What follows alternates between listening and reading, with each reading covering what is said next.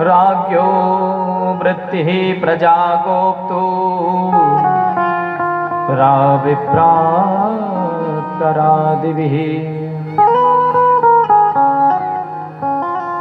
ब्राह्मणों के 4 कर्म बताइए हैं। विप्रस्याध्यानादीनि, अर्थात ब्राह्मण को नित्य प्रति अग्निहोत्र करना चाहिए, संध्या वंदन करना चाहिए और अग्निहोत्र कराना चाहिए, वेद पढ़ना और वेद पढ़ाना चाहिए। 4। 5वां है दान, भरपूर होकर के देना चाहिए और ब्राह्मणों को लेना भी चाहिए। लेकिन जो ब्राह्मणों का जो इष्ट बताया है गायत्री, गृहस्थ आश्रम में निवास करते हुए भी ब्राह्मणों को गायत्री मंत्र नित्य प्रति जपना चाहिए, चाहे वह किस भी परिस्थिति में क्यों ना हो। अगर हमारा ब्राह्मण कुल में जन्म हमने लिया है, ऐसा नहीं कि हम पांडित्य कर्म करते हैं तो तभी ही गायत्री आदि का जप करना चाहिए, ऐसा नहीं। अगर भगवान ने हमको 84 लाख योनियों में ब्राह्मण घर में परिवार में जन्म दिया है तो गायत्री का जप नित्य प्रति करना चाहिए। 2 जातियों को करना चाहिए, विशेष करके ब्राह्मण को, क्षत्रिय वैश्य आदि को करना चाहिए। लेकिन गायत्री मंत्र माताओं को नहीं करना चाहिए। गायत्री मंत्र के हमारे जितने भी ऋषि महात्मा थे सभी मंत्रों का दान कर दिया। जितने भी मंत्र थे सभी मंत्रों का दान कर दिया, लेकिन केवल एक ही मंत्र रखा अपने पास जो दान नहीं किया, वो है गायत्री मंत्र, अपने पास रखा महात्माओं ने। बहुत मंत्र आए हैं, जेते मंत्र जगत में आही, पर गायत्री समय नाही। इस संसार में बड़े मंत्र आए हैं, हरे कृष्ण कृष्ण कृष्ण हरे हरे, हरे राम राम राम हरे हरे। ओम नमो भगवते वासुदेवाय, ओम ह्रीं क्लीं चामुंडाय विच्चे, ओम क्लीं, नाना प्रकार के हजारों मंत्र आए हैं। लेकिन गायत्री मंत्र के सामने कोई भी मंत्र टिकता नहीं है। 2 जातियों को चाहिए कि नित्य प्रति गायत्री मंत्र जपन करना चाहिए। भागवत में आया है कि गायत्री से ही, मार्कंडेयवादी पुराणों में भी आया है कि जो प्राणी दुजाति होकर के, अर्थात दुजाति, एक तो ब्राह्मण जन्म से ही ब्राह्मण है। वशिष्ठ आदि पुराण में आता है, कई लोग कहते हैं कि जन्म से ब्राह्मण नहीं है, कर्म से ब्राह्मण है, लेकिन नहीं, जन्म से ही ब्राह्मण होते हैं। जन्म न जायते ब्राह्मणः संस्कार दुजे उच्यते, वेद पाठी भवे विप्रो त्रिकर्णम श्रोत्रिमुच्यते। जन्म से हम भी ब्राह्मण हैं और जो गृहस्थ में निवास करता हुआ पांडित्य कर्म भी नहीं करता वो भी ब्राह्मण है। लेकिन जन्म न जायते ब्राह्मण, जब उसी ब्राह्मण का जनेऊ आदि संस्कार हो जाता है तो उसको दुजाति कहते हैं। दुजाति क्षत्रिय वैश्य ब्राह्मण को भी कहते हैं कि 2 बार जन्म होता है। दांत जब 2 बार टूटते हैं तो दुजाति दांतों को भी कहते हैं और दुजाति पक्षी को भी कहते हैं। जब एक बार मां के अंडे के रूप में और दूसरी बार अंडे को फोड़कर तो पक्षी को भी दुजाति कहते हैं। तो जब जनेऊ संस्कार हो जाता है, 16 संस्कारों में जो जनेऊ संस्कार है ये दूसरा जन्म माना जाता है। ध्यान से सुनना, ये भागवत का प्रकरण है। जो भी बोला जाता है यहाँ से सब भागवत से ही बोला जाता है। जिन्हें कि पंडित जी यहाँ वहां से लेते हैं, आपने श्रवण नहीं किया वो आपकी गलती है। सभी भागवत में लिखा, खगोल, भूगोल, खगोल, ज्योतिष, सभी खंडों का वर्णन अन्यत्र कहीं से नहीं बोला जाता है। सिर्फ थोड़ी रामचरितमानस आदि का सहारा लेते, लेकिन ऐसा नहीं कि वर्णों में लिखा कि क्या, जो कल के प्रसंग में हमने आपको श्रवण कराया था। तो किसी सज्जन ने हमारे वैदिक जी से कहा कि महाराज जी बोलते अन्य पुराणों से बोलते हैं, लेकिन वेद व्यास जी ने तो जो अन्य पुराणों का जो सार है श्रीमद् भागवत महापुराण है, लेकिन अन्य पुराणों का क्या, जब सार रहेगा तो सांकेत मात्र में श्रीमद् भागवत महापुराण में मूल में लिखा है। और मूल से कथा करने वाला जो ब्राह्मण होता है तो प्रत्यक्ष ही छोटे छोटे मर्मों से महाराज सभी विस्तार हो जाता है।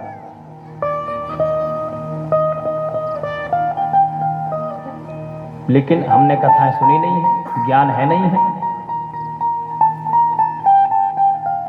कल के प्रसंग में हमने आपको श्रवण कराया था कि धर्म के बारे में, तो धर्म ही पूरा भागवत में लिखा हुआ है, अन्यत्र नहीं बोला जाता है। उन प्रसंगों का संक्षेप कर दिया जाता है जो आप श्रवण कर चुके हैं। लेकिन श्रीधर बंशीधर टीका के माध्यम से आपको जो भी यहाँ उपाख्यान श्रवण कराया जाता है, वो स्पष्ट मूल भागवत का निचोड़ अर्थात दूध का जो घी है वो आपको श्रवण कराया जा रहा है, अन्यत्र कहीं से नहीं बोला जा रहा है।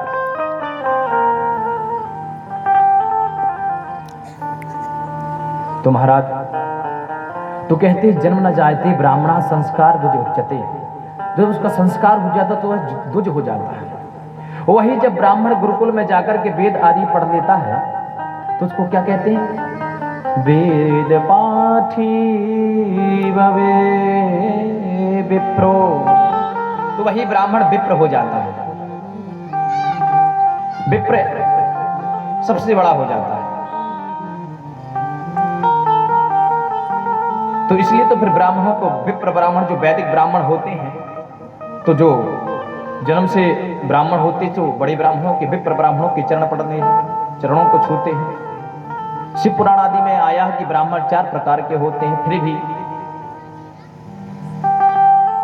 जो ब्राह्मण कुल में जन्म लिया है लेकिन क्षत्रिय कर्म करता है, मिलिट्री आर्मी आदि पुलिस आदि में है, तो वह क्षत्रिय ब्राह्मण है। जो ब्राह्मण कुल में जिसने जन्म लिया है, अगर वो बनियागिरी कर रहा है, दुकान आदि खुले है, तो वह वैश्य ब्राह्मण है। और जो खेती आदि में ही लगा रहता है वह शूद्र ब्राह्मण है। लेकिन जो वेदों को पढ़ता है वह विप्र ब्राह्मण है।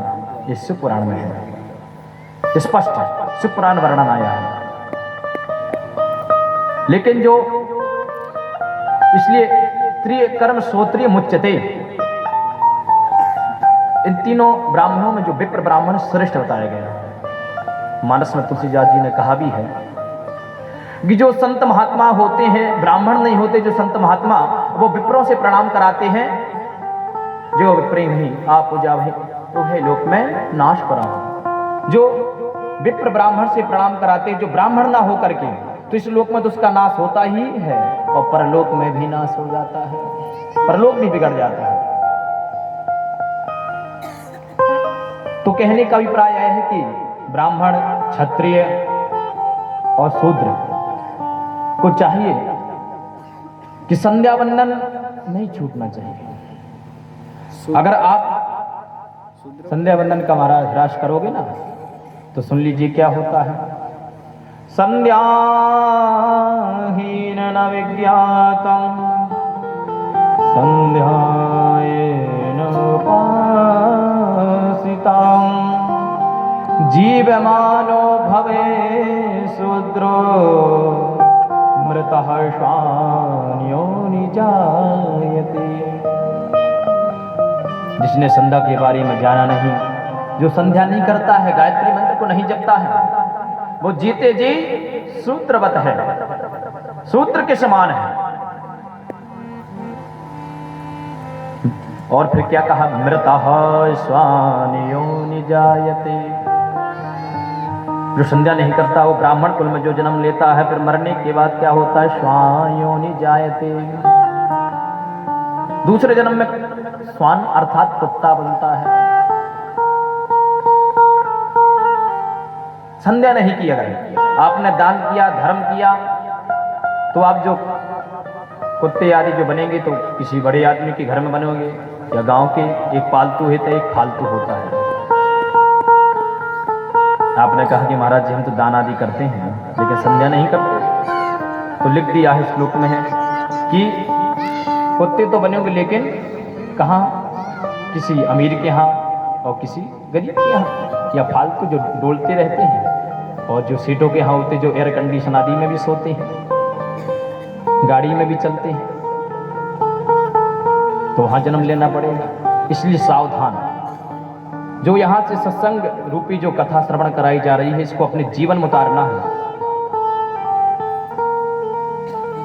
ये नहीं देखना कि पंडित जी कैसे कथा कर रही, कहां से कर रहे हैं, कमियां ढूंढना है, इसमें आपका ही ह्रास होगा। अगर आपको कथा श्रवण करना है, विस्तार से करवाइए प्रोग्राम 6 महीने का, फिर कहिए, फिर श्रवण करिए विस्तार से, लेकिन समाज विधि श्रवण कर रहे हैं तो उसको श्रवण करिए, आनंद पूर्वक जीवन में उतारिए। इस प्रकार से ब्राह्मण के जो 6 कर्म बताए हैं, तत्पश्चात क्षत्रिय के भी कर्म बताए हैं कि राज्यो वृत्ति ही प्रजा गोप्तु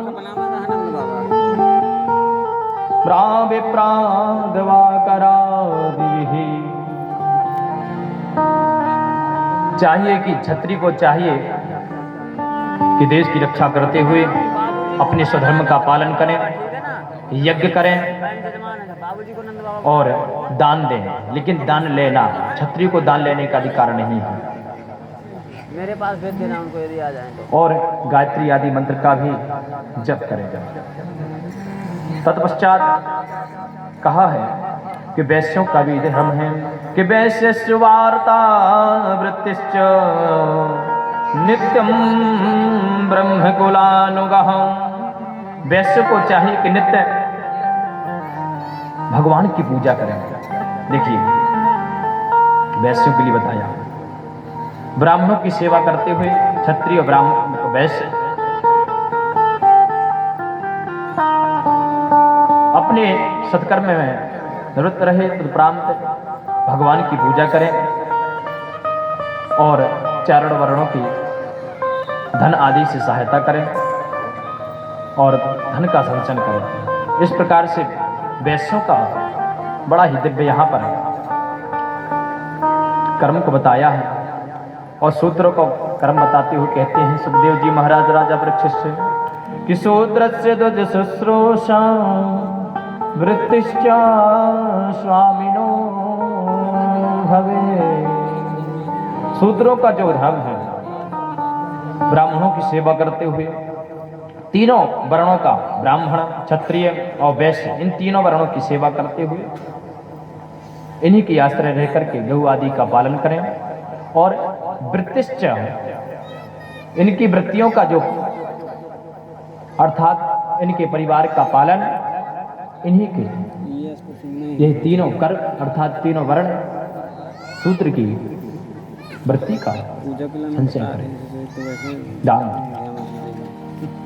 इस प्रकार से शूद्रों का बड़ा ही दिव्य वर्णन यहाँ पर बताया है।